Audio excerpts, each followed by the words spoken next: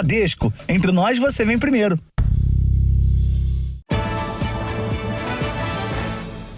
Boa noite. Boa noite. A Polícia Federal e a Polícia Civil do Rio de Janeiro investigam um ataque a tiros contra 3 médicos de São Paulo e outro da Bahia, na Barra da Tijuca, no Rio de Janeiro. Dos 4 baleados, 3 morreram. Os investigadores trabalham com a hipótese de morte por engano, já que um dos médicos seria parecido com um miliciano que atua na região. Entre os mortos também está o irmão da deputada federal, Sâmia Bonfim. As vítimas estavam no Rio para participar de um congresso internacional de ortopedia, neste hotel em frente à praia. Câmeras de segurança registraram o ataque no início da madrugada. O relógio marca 00:56, quando um carro branco faz o retorno.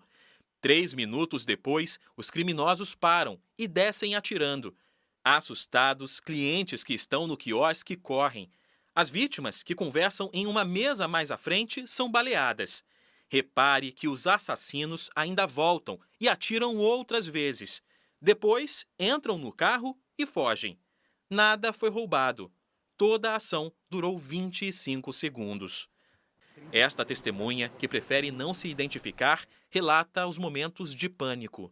Não teve voz de assalto nem nada, foi simplesmente uma execução. A gente assustou muito, tinham crianças próximas, o quiosque estava movimentado, apesar do horário, e a gente se assustou bastante.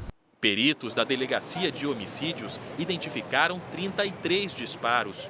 Marcos de Andrade Corsato e Perseu Ribeiro Almeida morreram na hora.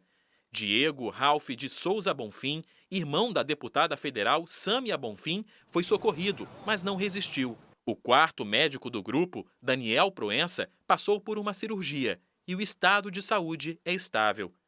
Hoje, na abertura do Congresso de Ortopedia, os médicos foram homenageados. Gostaríamos de transmitir as nossas condolências às famílias e amigos. Em sua memória, rezo para que vocês se levantem e vamos observar 1 minuto de silêncio para esses colegas. As polícias civil e federal assumiram as investigações. Todos os recursos necessários e materiais que forem julgados necessários, a Polícia Federal está à disposição para colaborar nesse caso. Eu tenho certeza que esse crime não vai ficar impune diante da atuação da equipe de homicídio e da toda a Polícia Civil, que vai atuar em conjunto com as demais parcerias integrando nessa investigação. Uma das principais linhas de investigação é de que os médicos tenham sido mortos por engano. Isso porque um deles seria muito parecido com um homem, apontado como o filho do chefe de uma das milícias que atuam na zona oeste do Rio. O médico baiano Perseu Ribeiro Almeida pode ter sido confundido com Tailon Pereira, filho de um dos maiores milicianos do Rio. Ele deixou a cadeia recentemente e teria uma residência a poucos metros do quiosque. Um áudio interceptado pela Polícia Civil mostra um suposto informante do tráfico, indicando o local onde o alvo estaria. O cunhado de Perseu veio da Bahia para liberar o corpo do médico. Uma pessoa que vivia para estudar, para trabalhar, para estar perto da família. Enfim, uma pessoa de princípios, um homem de família. A polícia não descarta a possibilidade de crime político. Policiais civis de São Paulo, que vieram ao Rio para ajudar nas investigações, identificaram que o primeiro a ser atingido foi o irmão da deputada Sâmia Bonfim. O governador do Rio, Cláudio Castro, disse que conversou com o presidente da Câmara, Arthur Lira, e assumiu o compromisso de dar uma resposta sobre a autoria e motivação do crime. O ministro da Justiça e Segurança Pública, Flávio Dino, também se manifestou. Falei há pouco com a nossa equipe que está no Rio de Janeiro e eles estão firmes, junto com a Polícia Civil, na convicção de que vão elucidar esse crime, porque há indicações da autoria do delito. Os médicos baleados no ataque são profissionais conhecidos na área de ortopedia. Alguns atuaram no Hospital das Clínicas da Universidade de São Paulo. A morte violenta chocou os amigos, parentes e a comunidade médica. Eram todos médicos e amigos e batiam papo na orla do Rio de Janeiro quando foram mortos. Daniel Proença é o único sobrevivente. Ele é especialista em cirurgia ortopédica e se formou na Faculdade de Medicina de Marília, no interior de São Paulo, em 2016. Os 3 amigos de Daniel também atuavam na mesma área médica. O baiano Perseu Ribeiro Almeida tinha 33 anos e havia feito aniversário na terça-feira. Formado em Salvador, era especialista em cirurgia no pé e tornozelo pelo Instituto de Ortopedia e Traumatologia do Hospital das Clínicas, da Faculdade de Medicina da USP. O médico atuava num hospital em Ipiaú, no interior da Bahia. Marcos de Andrade Corsato era o mais experiente do grupo. Médico assistente no Hospital das Clínicas, teve passagens pelas principais unidades de saúde de São Paulo. Ele completaria 63 anos na semana que vem. Um dos hospitais onde Corsato trabalhava ressaltou que ele era membro valoroso e dedicado do corpo clínico. Esta médica, que também está no Rio para o Congresso Internacional de Ortopedia, falou sobre o professor de medicina. É um médico muito importante, muito conhecido em São Paulo. É um médico renomado do Hospital das Clínicas, um professor dessa grande universidade, um cara com uma trajetória incrível, um bom amigo, um cara ótimo. Outro médico morto no ataque é Diego Ralph de Souza Bonfim, de 35 anos. Especialista em reconstrução óssea, Diego também foi residente no Hospital das Clínicas da USP. O médico era irmão da deputada federal Sâmia Bonfim, do PSOL de São Paulo, e cunhado do deputado federal Glauber Braga, do PSOL do Rio de Janeiro. À tarde, Sâmia Bonfim publicou na internet: "Meu irmão era um homem incrível, carinhoso, alegre. Nosso orgulho. Estamos destroçados." Glauber Braga agradeceu a toda a solidariedade recebida pela família. A notícia foi recebida com tristeza pelos colegas de trabalho dos médicos. O Hospital das Clínicas de São Paulo, onde 3 deles atuaram, e a Faculdade de Medicina da USP manifestaram repúdio e indignação pela morte dos profissionais. Entidades médicas também prestaram solidariedade às famílias das vítimas. A sociedade é totalmente devastada com uma notícia muito triste. Estamos do lado das famílias, tentando entender o que aconteceu. O governador de São Paulo também lamentou o ataque. É uma coisa bárbara, a gente fica chocado. A gente, quando teve a notícia, ficou extremamente consternado. É inadmissível você ver os médicos que saem para participar de um congresso, num quiosque próximo ao hotel. Foi uma execução sumária. Muitas perguntas em aberto num crime que interrompeu a vida e a carreira de médicos talentosos. São pessoas de trajetória profissional destacada, muitos pacientes, muitas cirurgias, muitos feitos para a medicina. Não existe absolutamente nada que os conecte a esse crime violento que eles sofreram. Você vai ver também. Presidente Lula, ministros e políticos se solidarizam com parentes de médicos mortos no Rio. Polícia Federal prende ao menos 15 suspeitos de tráfico internacional de drogas. Câmara aprova projeto de lei para tentar reduzir fila do INSS. Constituição completa 35 anos com comemorações no Congresso e no Supremo. E na série especial, os idosos que precisam continuar trabalhando depois da aposentadoria e caem na informalidade.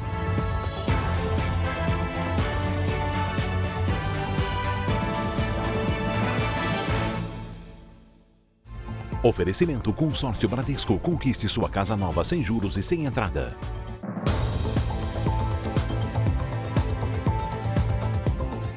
Uma operação da Polícia Federal em 5 estados prendeu 15 suspeitos de tráfico internacional de drogas. Como você viu essa semana aqui no Jornal da Record, a PF investiga o uso de embarcações menores para levar cocaína do Brasil para o continente africano. Ainda estava escuro quando as equipes da Polícia Federal partiram em busca de diferentes alvos. A Operação Dom Traz aconteceu simultaneamente em 5 estados. Pelo menos 15 suspeitos de tráfico internacional de drogas foram presos, outros 6 são procurados. A investigação começou em 2022, quando um pesqueiro de bandeira brasileira foi interceptado na costa africana com quase 5,5 toneladas de cocaína. 7 tripulantes foram presos, 5 brasileiros. Meses depois, um outro pesqueiro que partiu de Fortaleza foi abordado em alto mar. A tripulação, também brasileira, carregava 1.200 quilos de cocaína. A Polícia Federal trabalhou em conjunto com autoridades dos Estados Unidos, Inglaterra e Cabo Verde A investigação descobriu que a droga apreendida nos 2 casos tinha sido encomendada por um grupo mafioso da Sérvia, país do leste europeu, que contratou a quadrilha brasileira especializada em logística marinha para o tráfico de drogas. Nos 2 casos nossos, os destinatários eram da máfia dos Balcãs, eram os sérvios, né? Inclusive, hoje um sérvio foi preso aqui no Brasil, né? Um sérvio que tem residência no Brasil foi preso. Outras operações da Polícia Federal já identificaram ligações entre as máfias sérvia, italiana e o PCC. Esse ano, a Polícia Europeia já apreendeu a quase 1.000 quilômetros da costa de Cabo Verde um veleiro com quase 3 toneladas da droga. A embarcação tinha saído do Brasil e também levava uma encomenda da máfia sérvia. Essa semana, o Jornal da Record revelou essa nova rota do tráfico internacional. Dados exclusivos mostraram que aumentaram as apreensões de drogas que têm países africanos como destino. Segundo o delegado responsável pela operação de hoje, o planejamento durou meses. Os traficantes contrataram até um grupo especializado em içar cargas em embarcações. Eles terceirizam a mão de obra operacional. Uma das lanchas que nós aprendemos hoje saiu do Guarujá, foi para o Ceará, fez esse transbordo, depois retornou para o Guarujá de novo. Eles fazem para navios, foram lá fazendo um barco pesqueiro na costa do Ceará. Uma rotina de ameaças e agressões dentro de casa. Moradores de um conjunto habitacional na Baixada Fluminense denunciam que o local está dominado por traficantes. Famílias relatam terem sido expulsas por se recusarem a pagar taxas cobradas pelos criminosos que aterrorizam também a região onde fica o condomínio. Um condomínio marcado pelo medo. Em menos de uma semana, pelo menos 5 famílias teriam sido expulsas por traficantes de drogas. Os ex-moradores contam que os criminosos se instalaram como síndicos nos prédios do conjunto habitacional em Duque de Caxias, na Baixada Fluminense. A gente não estava conseguindo pagar a taxa que eles obrigavam a gente a pagar, condomínio, gás, luz, tudo. Essa mulher diz que também teve que sair de casa junto com os parentes, só com a roupa do corpo. E descreve os episódios de agressão e terror. Se não tiver o dinheiro, vai levar tapa na cara. E aquele que não paga o condomínio por qualquer motivo, em 15 dias de atraso, já estão sendo expulsos das suas casas, à base de muita violência.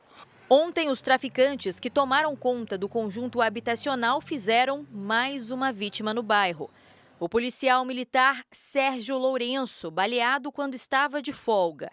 Segundo a família do PM, o sargento já havia sido ameaçado pelo grupo. Em julho, a vítima foi um antigo síndico de um dos prédios do condomínio, assassinado perto de um posto de gasolina, também em Caxias. Cosme Lima já havia sido expulso de casa, supostamente por ter se recusado a obedecer às ordens dos criminosos. A polícia investiga as denúncias dos moradores e as mortes que aconteceram na região. A área onde fica o conjunto habitacional é alvo de disputa entre traficantes de drogas e milicianos. Na semana passada, grupos rivais se enfrentaram no mesmo bairro e houve tiroteio. 2 ônibus e 3 carros foram incendiados. Quem vive sob o domínio do crime pede ajuda. Pelo amor de Deus, socorro! Traz a paz de novo! Uma criança de 1 ano e 5 meses que morreu atacada por cães da raça Pitbull foi sepultada hoje na Grande Belo Horizonte. O tio da menina era tutor dos animais. Luísa Vitória, de 1 ano e 5 meses, foi enterrada em Contagem. A bebê ficava na casa da tia Joyce Carolina, de 25 anos, em Betim, enquanto a mãe trabalhava. Tia e sobrinha foram atacadas no quintal desta casa por 2 pitbulls. O marido da tia era o tutor dos animais. Um deles foi morto pelo policial militar que atendeu a ocorrência. Eu nunca vi uma cena tão terrível na minha vida desse jeito. Minha prima, gente, mataram minha prima. O cachorro tirou a vida de um ser humano. A tia foi internada e já recebeu alta. O marido dela, tutor dos cães, chegou a ser preso em flagrante, mas foi solto e vai responder em liberdade pelo crime de homicídio culposo, quando não há intenção de matar. O cachorro que sobreviveu foi recolhido pela equipe de zoonoses da Prefeitura de Betim. Perto dali, em Belo Horizonte, outro episódio de ataque de pitbull, desta vez contra um guarda municipal em um parque da cidade. Uma câmera de segurança mostra quando a tutora chega ao local e solta os animais que passam por baixo do portão. Para se defender, o guarda atirou no animal, que foi atingido de raspão e não corre risco de morrer. Em Minas Gerais, uma lei estadual determina que cães da raça pitbull, rottweiler e de porte físico ou forças semelhantes utilizem equipamento de contenção, como guia e focinheira. Os cães da raça pitbull, eles têm que estar com a focinheira, coisa que nenhum dos dois animais estavam, nem com a guia, nem com a focinheira. As defesas da tutora do cão que atacou o guarda e do tio da menina que foi morta não foram encontradas. O ministro da Justiça, Flávio Dino, viajou à Bahia e anunciou um pacote para reforçar ações de segurança. Mais de 130 pessoas morreram em confrontos só no mês passado. O ministro da Justiça anunciou a liberação de mais recursos para reforçar o combate ao crime organizado na Bahia. E destaca essa ampliação da presença da PF e da PRF no território baiano, que é uma política continuada. Segurança pública não tem saída mágica. O que é importante é você ter o caminho certo. O pacote anunciado por Flávio Dino inclui também novas viaturas que foram entregues nesta quinta-feira, treinamento de policiais e a instalação de câmeras nos uniformes dos agentes, que deve ser feita ainda esse ano. Ao todo, o Ministério da Justiça já enviou mais de 150 milhões de reais ao governo da Bahia para ajudar no combate ao crime organizado. Flávio Dino disse ainda que o Estado pode resgatar 86 milhões que estão disponíveis no Fundo Nacional de Segurança Pública e descartou o envio da Força Nacional de Segurança neste momento. O ministro da Justiça ainda participou da inauguração das obras da Superintendência da Polícia Federal em Salvador. O governador Jerônimo Rodrigues ressaltou a importância de investimentos do governo federal no combate à violência. Nós não vamos baixar a guarda. Nós vamos continuar atentos, realizando as operações, fazendo aquilo que é papel do Estado. O blogueiro Wellington Macedo, condenado e preso pela tentativa de explodir uma bomba perto do aeroporto de Brasília, foi ouvido hoje na CPI da Câmara Legislativa do Distrito Federal, que investiga os atos de 8 de janeiro. Ele disse que foi vítima de uma trama e que não sabia do planejamento do atentado. Em Uberlândia, Minas Gerais, um homem e uma criança de 4 anos morreram num acidente com um ônibus na BR-365. O veículo com 55 pessoas caiu numa ribanceira. 44 feridos foram levados para hospitais da região. Segundo a Agência Nacional de Transportes Terrestres, a viagem que saiu do Piauí e terminaria em São Paulo era clandestina. 9 integrantes de uma torcida organizada foram presos em Goiânia. Eles são suspeitos de 2 tentativas de homicídio, roubo e associação criminosa. Segundo as investigações, o grupo promoveu pelo menos 3 ataques contra torcidas rivais. A Advocacia Geral da União determinou a retirada do ar de grupos que vendiam cartões de vacinas fraudados no aplicativo de mensagens Telegram. Nossos repórteres mostram com exclusividade o esquema que foi investigado pelo Ministério Público Federal. Os promotores receberam a denúncia e agora apuram as informações que demonstram a prática de vários crimes, como falsificação de documento público, fraude e até estelionato. O Ministério da Justiça também, como parte do governo, também está tomando providência junto à Polícia Federal para a investigação desses grupos. Já há vários grupos sendo monitorados e investigados e nós teremos ações assim que essas provas forem colhidas. A denúncia partiu deste servidor público que prefere não aparecer. A esposa dele é contra a vacinação. Logo após eu ter tomado a vacina, eu comecei a notar que minha esposa começou a se afastar de mim. E com o tempo, acabei percebendo que ela estava escutando chats e com pessoas falando mal da vacina, não somente da vacina do Covid, mas todas as vacinas. Ele decidiu entrar nos grupos e investigar. Era venda de cartão de vacina pelo aplicativo do SUS, era cooptação de dinheiro para mantença em determinados chats privados, cooptação de pessoas para montar comunidades. Em um dos grupos, a seguinte oferta: se você perdeu o cartão de vacina, não se preocupe. É possível enviar um novo para a residência devidamente preenchido com todas as doses do Sistema Único de Saúde. A lista de vacinas disponíveis é extensa. Vai do nascimento até os 16 anos de idade. Tem ainda imunização para raiva, difteria, tétano e todas as 5 doses da Covid. A ideia dos grupos é recrutar pessoas para compartilhar informações falsas contra a vacinação e falsificar documentos importantes, exigidos principalmente para a matrícula de crianças nas escolas. A promessa dos criminosos é que, em 10 minutos, sem sair de casa, o interessado poderá se tornar um vacinado oficial para o sistema do governo. Os preços das doses variam. Para que no certificado conste uma dose, o valor é de R$ 200. 2 doses, R$ 350. 5 doses, o interessado consegue comprar por R$ 600. A secretária do Ministério da Saúde diz que o governo prepara um portal para ajudar a população. Nós observamos como é fácil, às vezes, circular aquela informação mentirosa. E muitas vezes a informação verídica, aquela informação qualificada, né, que informa a população, não circula na mesma velocidade. A Câmara dos Deputados aprovou um projeto de lei para reduzir a fila do INSS. Então vamos até Brasília com Luiz Fara Monteiro. Boa noite, Fara. Oi, Celso. Boa noite para você, para a Cris e para todos que acompanham o JR. A expectativa é diminuir o tempo de espera de pelo menos 90 para 45 dias. Pela última contagem, quase 1.700.000 pessoas aguardavam a liberação do benefício. Desiene, de 29 anos, tem uma doença rara que prejudica a fala e a coordenação motora. Ela é cadeirante e está há 1 ano e 5 meses na fila para fazer a perícia do INSS e voltar a receber a aposentadoria. A mãe dela explica que o benefício foi suspenso de uma hora para outra. Me pediram para mim renovar o cadastro único. Renovei o cadastro único.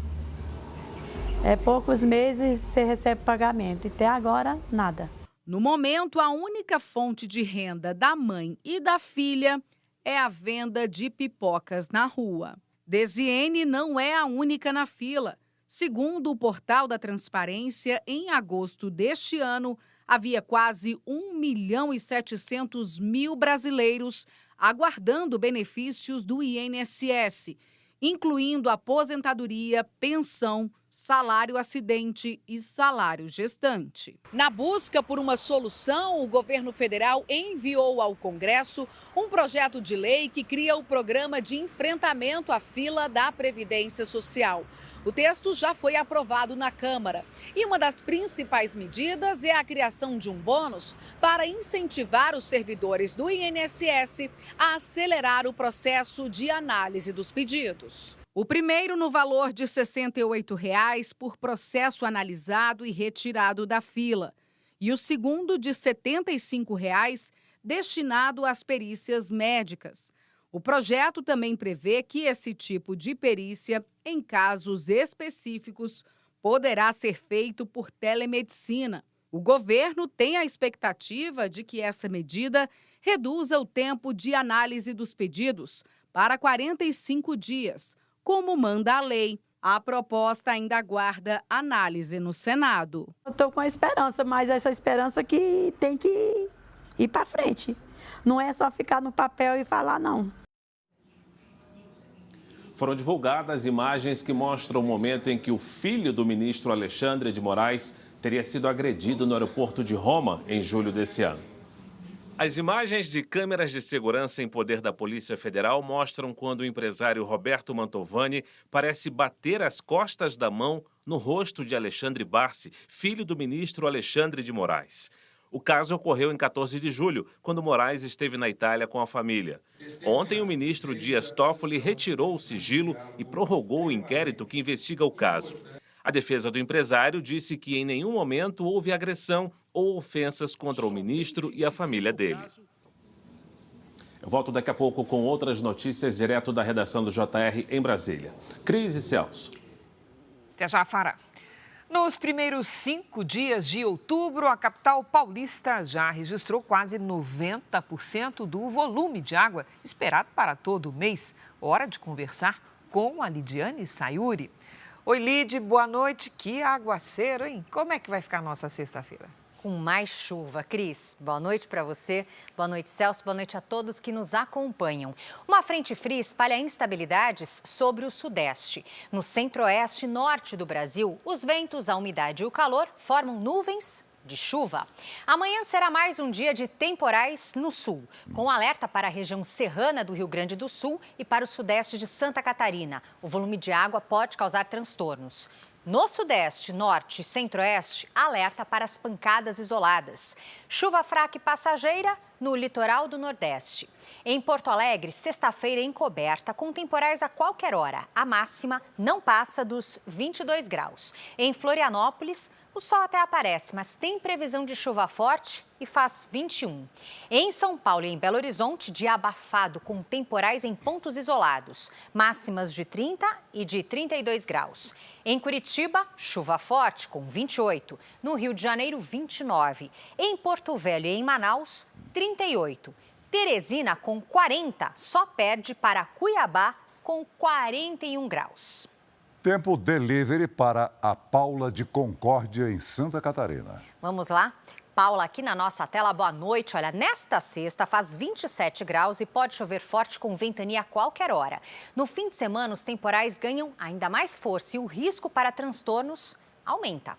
Agora é o Wellington de Cruzeiro, em São Paulo. Exatamente, Vale do Paraíba. Wellington, boa noite. A previsão para a sua cidade é de muita chuva, principalmente à tarde. Amanhã faz 32, no sábado, 35. Aí o domingo fica mais encoberto e faz até 29.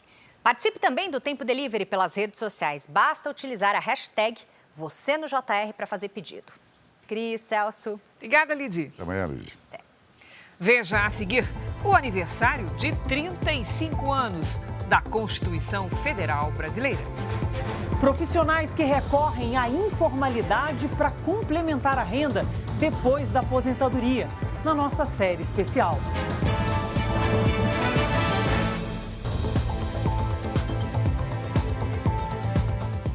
A Constituição Federal completa hoje 35 anos. A lei que está acima de todas as leis do país foi criada em 1988 para estabelecer direitos e garantias ao povo brasileiro.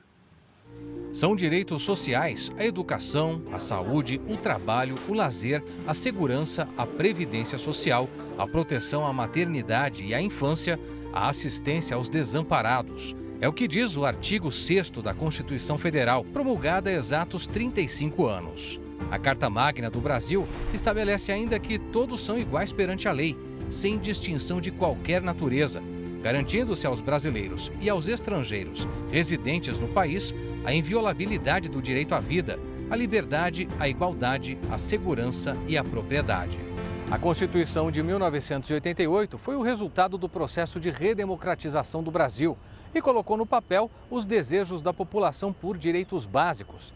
É a lei mais importante de um país. Organiza o Estado, estabelece a separação entre os poderes legislativo, executivo e judiciário. O texto foi escrito pela Assembleia Nacional Constituinte, formada por deputados e senadores, eleitos diretamente em 1986. A Assembleia Nacional Constituinte foi convocada em 1985 pelo então presidente da República, José Sarney. Foram 559 parlamentares, 72 senadores e 487 deputados federais. O grupo trabalhou durante 20 meses, até chegar ao texto final. Traidor da Constituição é traidor da pátria. Que a promulgação seja nosso grito. Mudar para vencer. Muda, Brasil! A história começa muito antes, com a população indo às ruas pedir eleições diretas e uma Assembleia Constituinte. Isso faz da Constituição de 88 uma Constituição diferente de todas as outras Constituições brasileiras. João Alberto de Oliveira Lima participou de um momento histórico, a impressão dos primeiros exemplares da Constituição. e viveu de dentro do Senado cada transformação que o texto provocou no Brasil.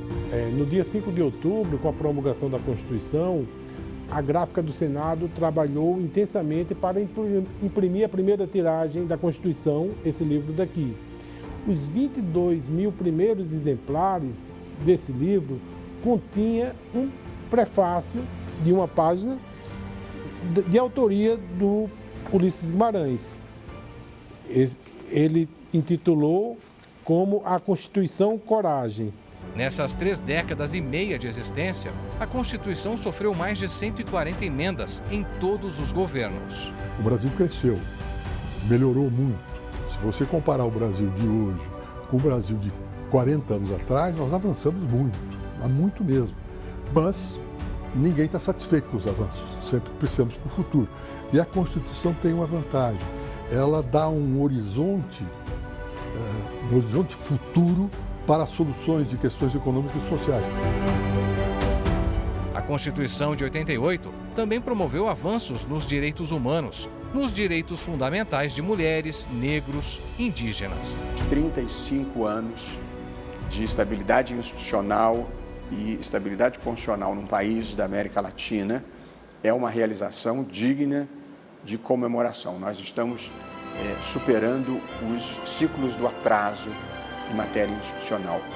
E se Deus quiser, nós vamos conseguir superar os ciclos do atraso em matéria econômica e social, sair dessa armadilha da renda média e melhorar a qualidade de vida da população brasileira. Motivo para a gente voltar a Brasília, porque o dia foi de homenagens à Constituição Federal. Vamos retomar o contato com o nosso colega Luiz Fara Monteiro. Pois não, Fara, suas informações. Cris, as autoridades não apenas celebraram, como também aproveitaram para colocar o diálogo em dia.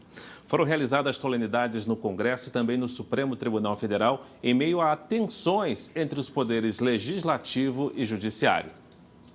Pela manhã, o Congresso promoveu uma sessão solene para comemorar a data. No mesmo espaço onde foi aprovado em 1988 o texto base do sistema político e jurídico do país, estavam reunidos os presidentes do Senado, da Câmara e do Supremo Tribunal Federal. O vice-presidente da República, Geraldo Alckmin, representou o Poder Executivo e o presidente Lula. Quando entrei neste lugar pela primeira vez, então como jovem constituinte e com um pouco mais de cabelos, para exaltar a maior obra legislativa já realizada em benefício da nação, a fonte de todos os direitos, o depositório das garantias e a matriz da nossa União. Em uma rede social, o presidente Lula, que também foi constituinte e se recupera de 2 cirurgias, escreveu: "Costumo dizer que a revolução que precisamos fazer é cumprir a Constituição brasileira, que o que queremos é garantir o que está na Constituição e na Declaração Universal de Direitos Humanos." O dia era para ser só de comemoração, mas um momento também de discussão sobre a relação entre os poderes legislativo e judiciário. Enquanto uma comissão do Senado aprovou limites para as decisões individuais dos ministros do STF, a Suprema Corte julgou questões polêmicas, como o marco temporal das terras indígenas e a descriminalização do porte de maconha para uso pessoal, temas vistos pelos parlamentares como de responsabilidade aqui do Congresso. Arthur Lira, presidente da Câmara, defendeu o respeito entre os poderes. Um poder não pode ser a bigorna e o outro o martelo dos outros. Como servo fiel da Carta Magna, cada poder, cada autoridade, cada servidor público deve agarrar-se com vigor às suas competências, jamais as recusando, jamais avançando sobre as competências alheias. O presidente do Senado, Rodrigo Pacheco, foi na mesma direção e lembrou os ataques às sedes dos 3 poderes em janeiro. Neste ano de 2023, a sociedade brasileira venceu novamente. Demos mostra da força das nossas instituições e da estabilidade da nossa democracia. A Constituição permanece soberana como pedra fundamental do Estado brasileiro. À tarde, foi a vez dos chefes dos poderes se reunirem no Supremo Tribunal Federal. O presidente do STF, Luiz Roberto Barroso, presidiu a sessão. A Constituição de 88 fez o Executivo voltar ao seu tamanho normal, fez o Legislativo ocupar o espaço que verdadeiramente lhe pertence e produziu uma ascensão institucional importante, eu assim penso, do Poder Judiciário. Como eu, presidente Pacheco e o presidente Lira, estamos de pleno acordo, não existem poderes hegemônicos, nós todos vivemos em parceria institucional pelo bem do Brasil, como deve ser a vida democrática. Você continua ligado, porque daqui a pouquinho eu volto com mais notícias direto de Brasília. Voltamos a São Paulo. Cris e Celso. Até já, Fará. O Superior Tribunal de Justiça decidiu que quem for pego com até 1.000 maços de cigarros contrabandeados não sofrerá mais processo criminal. Haverá apenas multas e sanções administrativas? A decisão divide opiniões. Cigarros fabricados em indústrias clandestinas no Brasil ou trazidos por fronteiras com o Paraguai e o Suriname. Produtos que representam mais de 40% do que é consumido no país. A sonegação de impostos neste mercado ilegal pode ter chegado só no ano passado a 8 bilhões de reais. O combate às quadrilhas é difícil. Para o Superior Tribunal de Justiça, tratar como criminoso quem é flagrado em pequenas apreensões não é eficaz para reduzir os crimes. No julgamento no STJ, a maioria dos ministros concordou com uma tese do Ministério Público Federal para aplicar o chamado princípio da insignificância, de acordo com a quantidade de cigarros apreendidos em ações policiais. Foi estabelecido um critério para todos os casos. Segundo a decisão, quem for pego com até 1.000 maços falsificados não deverá responder processo criminal por contrabando. Para o tribunal, casos assim devem ser tratados na esfera administrativa, com a aplicação de multa ao infrator. Este advogado explica que o objetivo da decisão é diminuir o volume de processos para o trabalho da polícia e do Ministério Público ser mais eficiente contra os grandes contrabandistas. O que o STJ fez foi tentar evitar com que se perca, aspas, tempo investigando e apurando o processo de baixa apreensão nesse contexto. Para o Fórum Nacional contra a Pirataria, o Superior Tribunal de Justiça cometeu um erro e a decisão facilita a ação do crime organizado. Você estimula que outros operadores sejam atraídos pelas organizações criminosas para atuarem no contrabando de cigarros em pequenas porções. Nós precisamos, ao contrário, aumentar o sentido de responsabilidade, de responsabilização dos operadores do crime. O ministro do Superior Tribunal de Justiça, Sebastião Reis Júnior, defendeu a decisão. Em lugar de nós nos concentrarmos num contrabandista pequeno, aquele que atravessa o rio, leva um maço de cigarro aqui e acolá, a ideia é concentrar os esforços, tanto da polícia quanto do Ministério Público e do próprio Judiciário, no grande contrabandista, naquele que é vamos dizer assim, um empresário do contrabando. A decisão de não aplicar processo criminal não é válida em caso de reincidência. Veja agora os destaques do Domingo Espetacular. O nosso encontro emocionante com Fausto Silva. Esse domingo eu vou estar no Domingo Espetacular, é o Domingo dos Transplantados. Ele fala pela primeira vez depois de passar por um transplante de coração. Já me senti um carro velho com motor novo. O drama na fila de espera. As revelações do apresentador que acaba de ganhar uma segunda chance. Você chegou a pensar no pior? Quem decide é lá em cima, eu sempre falava isso. E o que todo mundo quer saber, Faustão vai voltar para a televisão? Vou contar tudo, até porque eu comecei minha carreira há 300 anos atrás na própria Record. Estou à disposição da galera do Domingo Espetacular. Uma aventura no coração do Cerrado para salvar o animal que é um dos símbolos do Brasil, o tamanduá-bandeira. As dificuldades para localizar e identificar esses animais que correm risco de extinção. Denúncia exclusiva. Os bastidores da operação que descobriu como restaurantes de luxo eram usados para lavar dinheiro do tráfico internacional de drogas. É no Domingo Espetacular, depois da Hora do Faro. Veja a seguir, metroviários discutem nesse momento se fazem nova greve em São Paulo na semana que vem. Na série especial, as histórias de quem faz sucesso na informalidade depois de se aposentar. O ex-presidente dos Estados Unidos, Donald Trump, confirmou que recebeu convites para se candidatar à presidência da Câmara. Desde a saída de Kevin McCarthy, a vaga não foi preenchida. O nome de Donald Trump foi o primeiro a ser citado entre os republicanos. As indicações surgiram nas primeiras horas, logo após a saída de Kevin McCarthy da presidência da Câmara. O republicano foi retirado do cargo em uma votação liderada pela ala conservadora do partido. O ex-presidente americano admitiu que recebeu telefonemas de apoiadores para se candidatar ao cargo, mas quando questionado se assumiria a vaga, desconversou e disse que o partido tem ótimos nomes.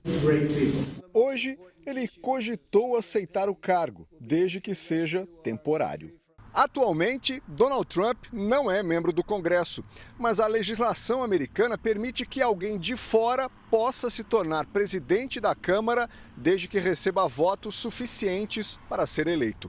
Ainda assim, as regras impedem de concorrer pessoas que respondam por crimes, e Trump enfrenta diversas acusações em tribunais federais pelo país. O principal objetivo de Trump agora é voltar à presidência. Estou focado e nós estamos liderando, afirmou o pré-candidato republicano. Voltamos a falar sobre o atentado contra os médicos no Rio de Janeiro. O repórter Lúcio Castro tem as últimas informações. Olá, Lúcio, boa noite.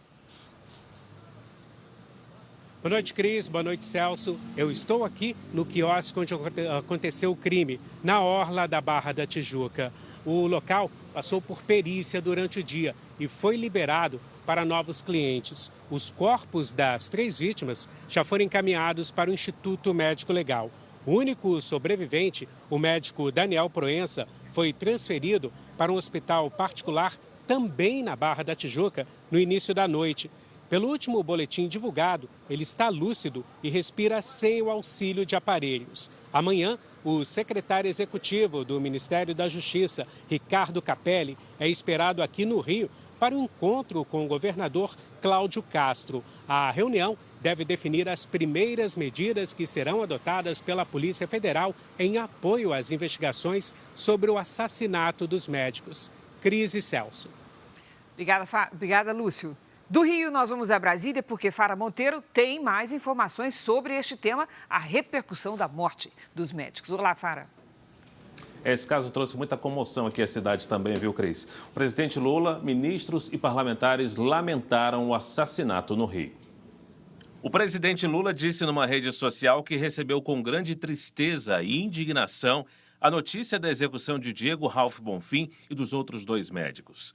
O vice-presidente Geraldo Alckmin também afirmou que recebeu com profundo pesar a notícia do assassinato e espera que as autoridades policiais esclareçam com celeridade o lamentável episódio para que os autores do crime sejam punidos. O presidente do Congresso Nacional, senador Rodrigo Pacheco, disse que o caso foi de uma violência extrema e que os parlamentares vão acompanhar de perto o desdobramento da investigação. Os fatos dessa natureza, evidentemente, que precisam ser investigados. Mas o fato de uma das vítimas ser um irmão de uma deputada federal muito aguerrida, muito combativa e reconhecida, inclusive, por sua qualidade, é muito importante que haja uma investigação profunda nesse sentido e o Congresso Nacional, obviamente, acompanhará de maneira muito próxima os desdobramentos dessa investigação. Em primeiro lugar, toda a solidariedade à família dela, aos amigos. Isso é algo que marcou profundamente hoje o país e que a gente precisa de celeridade nas investigações para saber o que está por trás disso tudo, sem fazer pré-julgamentos antes, não podemos ser levianos. Amanhã eu volto trazendo para você as reportagens produzidas pela nossa equipe do JR aqui em Brasília. Voltamos ao estúdio com Cris e Celso. Obrigada, Fara. Os metroviários de São Paulo fazem uma assembleia neste momento para decidir se haverá uma nova paralisação. A Caterina Chute acompanhou tudo e traz os detalhes. Olá, Caterina, boa noite. Oi, Cris. Boa noite para você, para o Celso e para todos.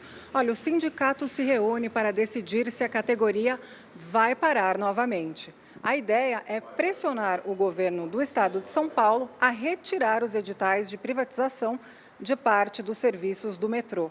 Neste momento, o sindicato colocou a greve em votação eletrônica. O movimento trabalha com a possibilidade de parar no dia 9 ou 10 de outubro. A votação segue até às 11h30 da noite. A gente lembra que na última terça-feira, os funcionários do metrô, dos trens metropolitanos e da Sabesp pararam aí por 24 horas contra a ideia de privatizar a Companhia de Abastecimento de São Paulo. Cris, Celso. Obrigada, Caterina. Para completar a renda, a alternativa de muitos aposentados é a informalidade. E esse tipo de trabalho cresceu entre os idosos no Brasil. Nós vamos conhecer alguns exemplos deles na reportagem da série do Jornal da Record. Um ex-motoboy, que hoje é um dos vendedores de espetinho preferidos do bairro, e uma massagista que antes de se aposentar era contadora.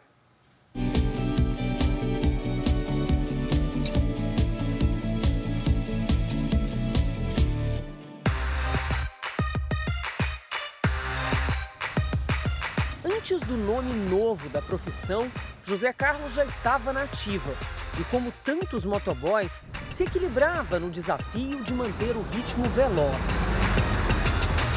Onde os carros não avançam por conta do congestionamento, esses motociclistas de entrega conseguem uma brecha, pedem passagem. Olhando pelo retrovisor, os mais antigos se sentiam mais úteis e respeitados que nos dias de hoje. As empresas pagavam muito bem, tá? Tinha um respeito e tudo. Aí foi crescendo o número de motoboy na rua. Muita concorrência. Muita concorrência. As empresas chamando, chega lá, tinha 10, 15, 20. Não que quando ele começou há quase 40 anos fosse fácil. O dia inteiro, minha filha. Tinha vezes que nós não comia nada, era só trabalhando, fazia um lanchinho ali, correndo, atendendo o cliente e correndo. Assalto eu tive vários, eu perdi 7 motos. Ou você aprende mais, então eu aprendi a andar na rua. Carlão, como é conhecido, se adaptou ao perigo, aos horários estranhos e à vida corrida. Mas há 3 anos, com a idade avançada e já aposentado, resolveu estacionar a moto. Cansado do trânsito de São Paulo, Carlos achou que seria difícil se manter no mercado de trabalho depois da aposentadoria por vários motivos. Então resolveu mudar de rota. A ideia surgiu durante um churrasquinho com os amigos. Foi assim que a informalidade virou a principal fonte de renda e sem sair do quintal de casa. Quando a turma do bairro volta do trabalho, começa a movimentação na calçada do Carlão. Foi muito bom, todo mundo passa, fica de olho, né? E assim, o ex-motoboy vai sem aquela pressa, temperando o novo negócio. Estou trabalhando mais, entendeu? Mas estou contente porque estou trabalhando para mim. Carlão é um exemplo do crescimento da informalidade entre pessoas com mais de 60 anos. Dados recentes do IBGE mostram 4 milhões de trabalhadores com 60 anos ou mais na informalidade. É o maior número já registrado para um segundo trimestre desde 2015. Aumento de 4,9% na comparação com o mesmo período do ano passado. Até tenta só viver com a sua aposentadoria, mas acaba não conseguindo e vai procurar outras fontes de renda, ou vai no trabalho informal. Se eu andar aqui no centro de São Paulo, ali perto da Praça da Sé, aqui ali, você vê aqueles ambulantes carregando aquelas placas, compra o ouro. Informalidade passava longe da atividade da Sueli. O trabalho dela era colocar a vida financeira de pessoas e de grandes empresas em dia, como contadora. Era muito agitada e muito satisfatória, né? Acordava na segunda em São Paulo, ia dormir no Rio de Janeiro, na quarta-feira já estava no Pará ou no Sul. A gente não tinha uma rotina, a gente não tinha rotina. Foram 30 anos de trabalho intenso, estressante, mas também de muito sucesso, rentabilidade e satisfação. Ficava muito tempo sozinha por conta das viagens a trabalho.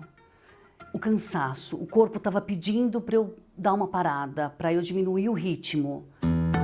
Pouco antes de se aposentar, Sueli começou a fazer uma transição de carreira. Primeiro eu fui procurar o que eu gostava de fazer. O que você realmente gosta de fazer e vai estudar um pouco isso. Vai ver como é o mercado de trabalho, porque vai ser seu trabalho. Ela se aposentou jovem, aos 52 anos, por tempo de serviço. E das pilhas de problemas e desafios contábeis para o mundo relaxante da saúde e bem-estar. A pessoa precisa de cuidado e ela está recebendo esse cuidado. Às vezes a pessoa dorme. As melhores amigas, como Cida, com toda a satisfação, foram servindo de cobaias. Eu sabia que ia dar certo, pela determinação dela. O convívio com as pessoas, o bem-estar, é a dor que alivia bastante. Hoje, com a carteira de trabalho esquecida na gaveta, Sueli escolhe os horários da clientela e prioriza os atendimentos feitos na própria casa. O dinheiro da aposentadoria hoje paga o básico, como algumas contas da casa, mas a diversão, os pequenos luxos, entram na conta da massagista, sem estresse. Eu sou feliz, muito mais feliz, à vontade. Hoje eu percebo o canto dos pássaros. Olha, tá cantando, ó. Essa edição termina aqui e à 00:30 tem mais Jornal da Record. Fique agora com a série Reis. E logo depois de Quando Chama o Coração, tem a segunda eliminação de A Fazenda. Não perca. Record, 70 anos, tem a sua cara. Boa noite. Ótima noite para você.